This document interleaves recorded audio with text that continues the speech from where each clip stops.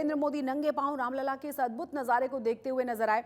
जब राम की नगरी अयोध्या में रामलला की अद्भुत अभिनंदन किया जा रहा था, सूर्यदेव की किरणें सीधे रामलला के ललाट को नमन कर रही थीं।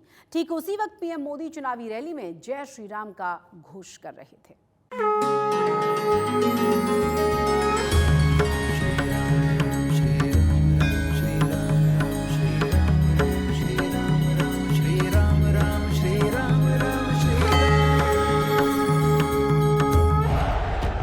पीएम मोदी का टारगेट 400 पार। क्या अयोध्या में बने राम मंदिर से ही पूरा होगा? ये सवाल इसलिए जब रामनवमी पर अयोध्या में रामलला का सूर्याभिषेक हुआ तो अयोध्या से करीब 1300 किलोमीटर दूर असम में पीएम मोदी ने राम के नाम का जय घोष किया।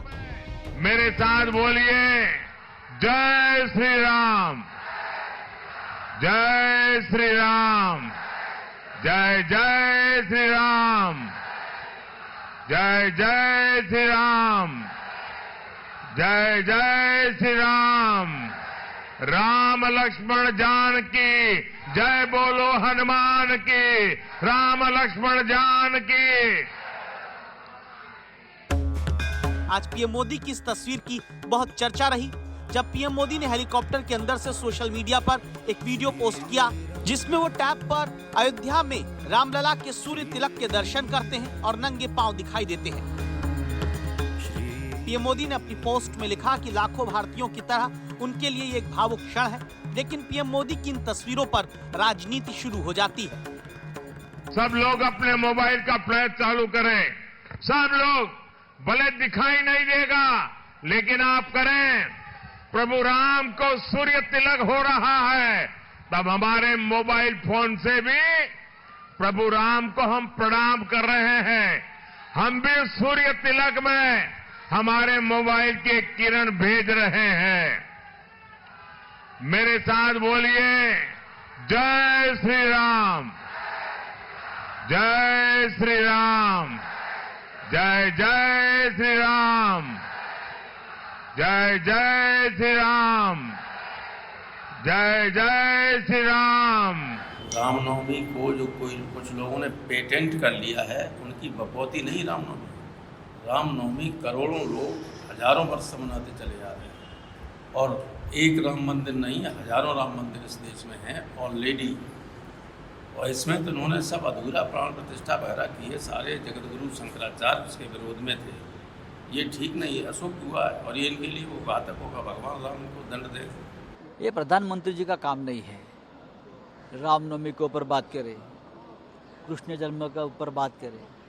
प्रधानमंत्री का अपना एक दर्जा और स्टेटस होता है, प्रतिष्ठा होती है। सबसे पहले रामनवमी की आपको शुभकामनाएं दी, लेकिन राम कौन?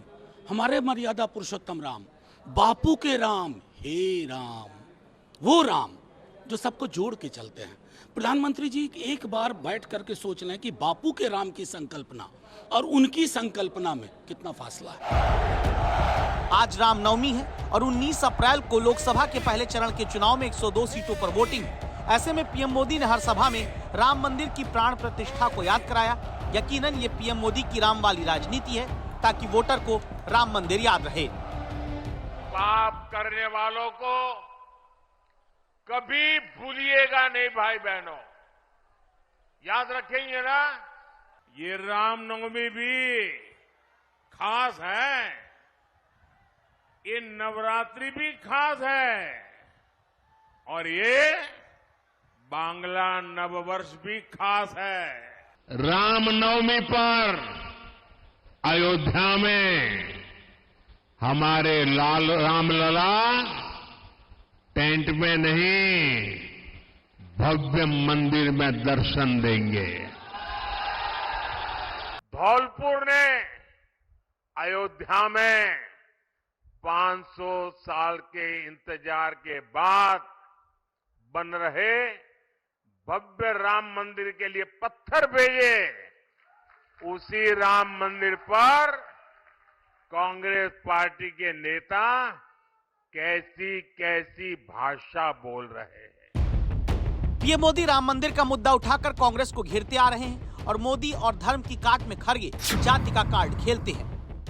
क्या हमारे पार्टी को इन्विटेशन मिला था? मुझे मिला था, सोनिया गांधी जी को मिला था, और हमारे लिए तुम गालियां देते हो। अब गरीब लोग हैं, हम गालियां खा रहे। अब उन्होंने अगर शंकराचार्य के खिलाफ बोले तो वो चौपट हो जाएंगे, खत्म हो जाएंगे। विपक्षी दल बीजेपी पर राम के राजनीतिकरण का आरोप लगाते हैं और बीजेपी विपक्षियों पर भारत की सांस्कृतिक चेतना की उपेक्षा के आरोप लगाती है। लेकिन अब वक्त आ गया है, जनता किसको स्वीकार करती है। जय श्री राम, राम लक्ष्मण जानकी, जय बोलो हनुमान की, राम लक्ष्मण जानकी। अब बात गुजरात की चुनावी रण में हाई प्रोफाइल राजकोट सीट की। इस बार राजकोट सीट पर सभी की नजरें टिकी हुई हैं। क्षत्रिय समाज के विरोध का सामना कर रही बीजेपी के पुरुषोत्तम रूपाला के सामने कांग्रेस के अपने दिग्गज नेता परेश धनानी को उतार दिया गया है। धनानी की एंट्री से राजकोट का मुकाबला और ज्यादा दिलचस्प हो गया है।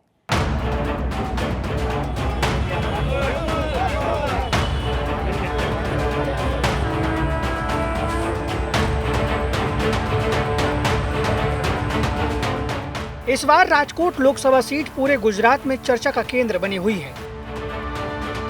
एक तरफ बीजेपी उम्मीदवार पुरुषोत्तम रूपाला क्षत्रिय समाज का विरोध का सामना कर रहे हैं, तो कांग्रेस ने राजकोट के चुनावी रण में अपने दिग्गज नेता परेश धनानी को उतारकर मास्टर स्ट्रोक चल दिया है। राजकोट से कांग्रेस उम्मीदवार घोषित किए जाने के बाद परेश धनानी प्रचार के लिए राजकोट पहुंचे, तो उनका पूरा फोकस क्षत्रिय समाज को अपने पाले में लाने पर रहा। परेश धनानी सबसे पहले क्षत्रिय समाज की कुलदेवी मां आशापुरा के दर्शन के लिए पहुंचे। यहां बड़ी संख्या में क्षत्रिय महिलाओं ने उनका स्वागत किया। परेश धनानी से मिलकर कई क्षत्रिय महिलाएं भावुक नजर आईं। परेश धनानी ने रूपाला के विवादित बयान को सबसे बड़ा मुद्दा बनाया और इसे क्षत्रिय महिलाओं के लिए स्वाभिमान से जोड़कर रूपाला पर ताबड़तोड़ वार किए। परेश धनानी के जुबानी हमलों के बाद बीजेपी ने भी इसे जोरदार पलटवार किया। परेश धनानी के आरोपों को बेबुनियाद बताते हुए पुरुषोत्तम रूपाला की बड़ी जीत का दावा किया। और सबको मालूम है राजकोट की प्रजा के दिल में नरेंद्र मोदी जी बसते हैं और नरेंद्र मोदी जी की दिल में राजकोट की प्रजा है। वो जिस तरह से अपनी हार देख रहे हैं और हार देखते हुए जो बेबुनियाद बातें करे, तो मैं मानता हूँ वो वाजिब नहीं है। यहाँ ये भाजपा का गढ़ है, भाजपा का सबसे चहीता एरिया है, तो यहाँ की प्रजा ने तय कर लिया है। राजकोट तो हर में नरेंद्र मोदी जी के भाजपा के साथ रहा है। इस चुनाव में 5 लाख से ज़्यादा वोटों से पुरुषोत्तम भाई रूपाला जी का विजय होगा और परेश भाई का पराजय होगा, वो निश्चित है। परेश धनानी की एंट्री से राजकोट की चुनावी जंग और ज्यादा दिलचस्प हो गई है। अब देखना होगा कि 7 मई को राजकोट की जनता क्या फैसला करती है। राजकोट से रौनक मजीठिया के साथ आज तक ब्यूरो।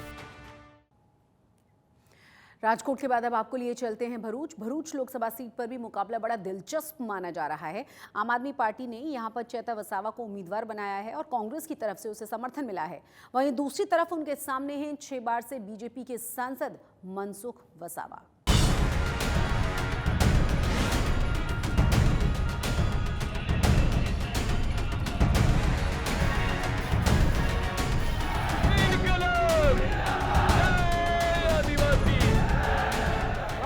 गुजरात में लोकसभा चुनाव को लेकर सरगर्मियां तेज होती जा रही है। तमाम पार्टियां चुनाव प्रचार में जोर लगा रही हैं। आम आदमी पार्टी के संयोजक अरविंद केजरीवाल तिहाड़ जेल में हैं। ऐसे में आम आदमी पार्टी के प्रचार की कमान पंजाब के सीएम भगवंत मान ने संभाल ली है। जेल में केजरीवाल से मुलाकात के बाद भगवंत मान सोमवार को गुजरात पहुंचे। मंगलवार को भावनगर में आप कैंडिडेट उमेश मकवाना के साथ रोड शो किया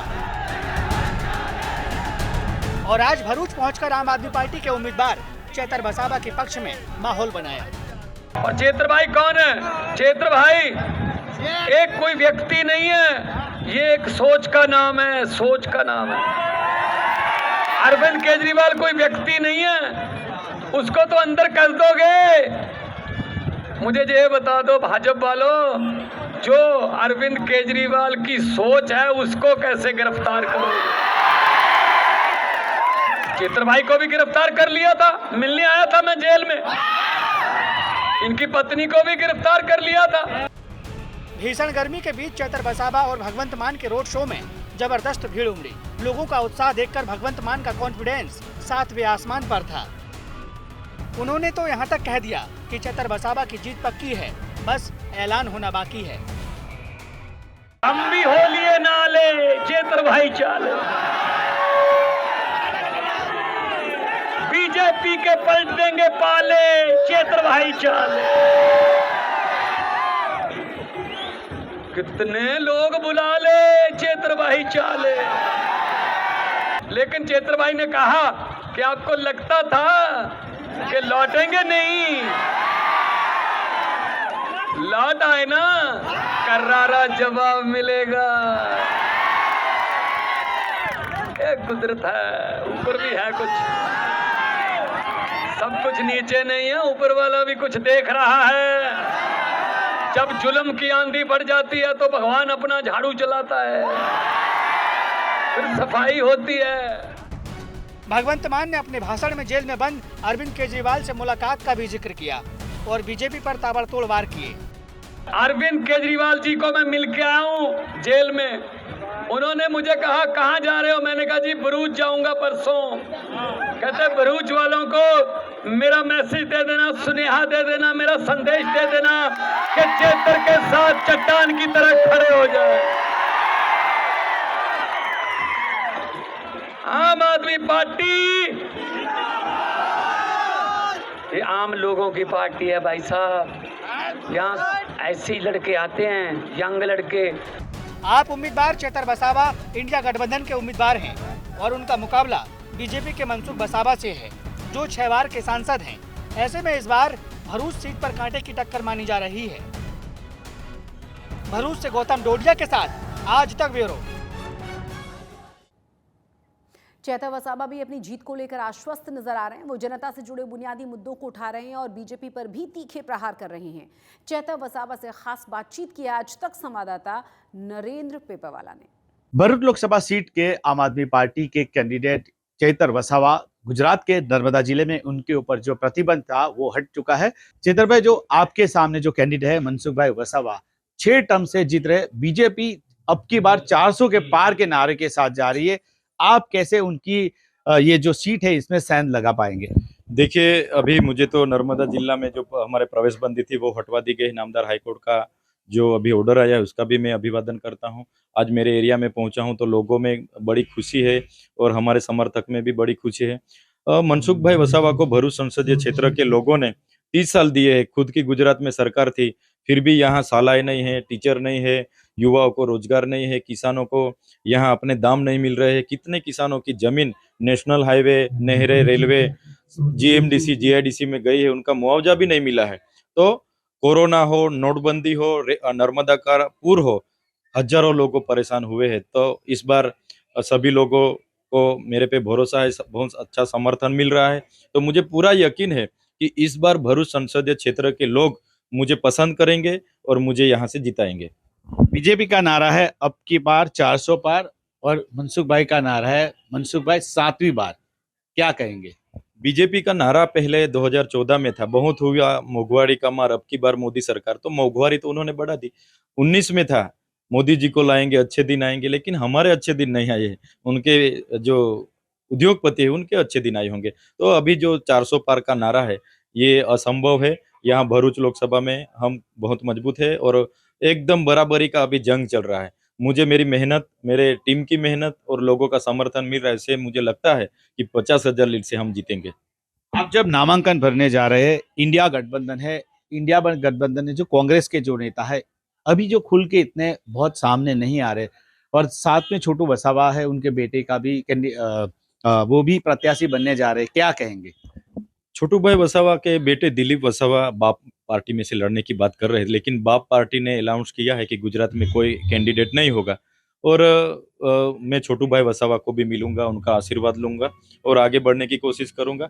लेकिन भरूच संसदीय क्षेत्र के लोग बहुत जागरूक है, पढ़े लिखे हैं, उनको पूरा भरोसा है चेतर वसावा में। आज चेतर वसावा निडरता, प्रामाणिकता, निष्ठा पूर्वक ईमानदारी से काम कर रहा है। तो मुझे एक तक मिलनी चाहिए और मैं बिल्कुल सक्षम हूँ, लोगों की सेवा कर सकता हूँ। तो इस बार मुझे चुनना चाहिए। कितने वोटों के आप जीतने का दावा? हाँ बिल्कुल, हमारी मेहनत है, लोगों का सहकार मिल रहा है, मेरी पूरी टीम मेहनत कर रही है, तो 50,000 लीड से हम जीतेंगे। तो ये थे आम आदमी पार्टी के विधायक और चेतर वसावा जो भरूच कैंडिडेट के भरूच इंडिया गठबंधन के उम्मीदवार है। नामांकन भरने वो जा रहे हैं और उनका दावा है कि वो 50,000 की छोटी से छोटी लीड है उससे भी वो जीत पाएंगे, ऐसा उनका दावा है। नरेंद्र पेपरवाला, नर्मदा, आज तक। अहमदाबाद वडोदरा एक्सप्रेसवे पर एक कार का भीषण हादसा हुआ है। एक टक्कर हुई है। इस तेज रफ्तार कार ऑयल टैंकर में जाकर घुस गई थी। हादसा इतना ज्यादा भीषण था कि कार में सवार सभी 10 लोगों की जान चली गई।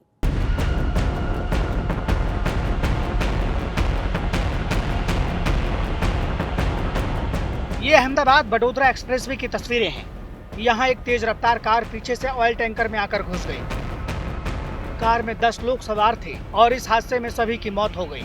अहमदाबाद बड़ौदा एक्सप्रेस हाईवे पर नडियाद के पास एक गंभीर हादसा हुआ है जिसमें अर्टिगा कार में सवार 10 लोगों की मौत हो गई है। यह हादसा तब हुआ जब एक तकनीकी खामी के चलते एक टैंकर था जो हाईवे की साइड की लेन में खड़ा था और उसी वक्त जो अर्टिगा कार थी वो जो टैंकर है उसमें टकरा गई और ये हादसा हुआ। हादसे के वक्त कार में 10 लोग सवार थे। बताया जा रहा है कि 2 लोगों को अस्पताल भेजा गया था और रास्ते में ही उन लोगों की मौत हो गई, जबकि 8 लोगों की मौके पर ही मौत हो गई है। जो जिन लोगों की मौत हुई है उसमें से एक जो है छोटा बच्चा है जो तकरीबन 4 से 5 साल का बताया जा रहा है। एक महिला है जिसकी मौत हुई है और उनमें से 8 जो है पुरुष है। ये कार और ये हाईवे के दृश्य देखकर आप अंदाजा लगा सकते हो कि किस तरह से ये हादसा हुआ है।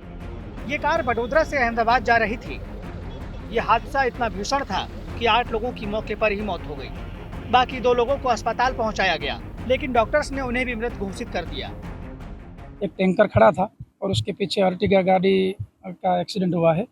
अर्टिगा गाड़ी में टोटल 10 एक पैसेंजर थे और 2 लोग को तात्कालिक हॉस्पिटल पहुंचाया। बाकी के जो 8 लोग हैं वो ऑन द स्पॉट डेथ हुए हैं। बहुत दुखद घटना बनी है। मैसेज मिलते ही तात्कालिक जिला कलेक्टर साहब, medical team, police team, national highway authority की टीम और यहाँ के बाजू के जो सेवाभावी लोग हैं तो तात्कालिक लोगों को गाड़ी से बाहर निकाल के 2 लोगों को हॉस्पिटल पहुंचाया गया। लेकिन जो 2 लोग हॉस्पिटल पहुंचे वहां भी उनकी दुखद मौत हुई। इस हादसे की जानकारी मिलते ही एक्सप्रेस हाईवे गश्ती दल भी राहत और बचाव कार्य के लिए मौके पर पहुंचा। हादसा इतना भीषण था कि कार में फंसे शवों को कार की चादर काटकर बाहर निकालना पड़ा। उनके सबके परिवारजन का अभी कांटेक्ट करना चालू है। 4 लोग आइडेंटिफाई हो गए हैं। उनका परिवारजन के साथ कांटेक्ट हो गए हैं। वहीवटी तंत्र उनके फुली सपोर्ट में रह के उनको जो भी मदद मिल सके, जो भी लीगल कार्यवाही आगे करनी है, जो भी उनको मेडिकल हेल्प होगी वो सब अभी करना चालू है। और हम बाकी जो मृतक है उनका अभी हम ओळख कर रहे हैं। 10 लोग हैं, उसमें 4 लोग को आइडेंटिफाई किया गया है। उनके परिवारजन और दोस्त के साथ कांटेक्ट भी हो गए हैं। वो लोग निकल गए हैं यहाँ आने के लिए। बाकी के जो 6 लोग हैं उनका भी परिवारजनों का कांटेक्ट चालू है हमारा। रामनवमी की वजह से एक्सप्रेसवे पर ज्यादा ट्रैफिक नहीं था। ऐसे में आगे चल रहे टैंकर के पीछे कार कैसे घुसी, पुलिस इसकी जांच कर रही है। बड़ोदरा से हिताली शाह के साथ आज तक ब्यूरो।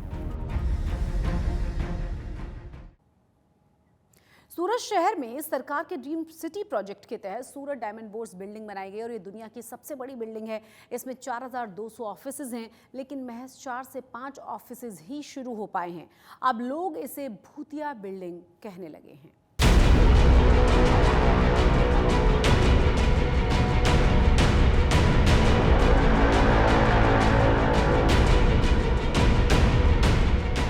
सूरत डायमंड बोर्स दुनिया की सबसे बड़ी बिल्डिंग।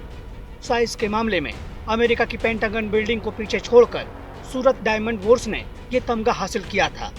करीब 2.5 महीने पहले देश के प्रधानमंत्री नरेंद्र मोदी ने इस विशाल बिल्डिंग का उद्घाटन किया था, लेकिन अब लोग इस बिल्डिंग को भूतिया बिल्डिंग कहने लगे हैं। भारत के टॉप मोस्ट एक्टरों में से एक कहे जाते हैं, तो हो सकता है आज नहीं तो भविष्य में डायमंड बोर्स का मतलब अच्छा उदय हो सकता है।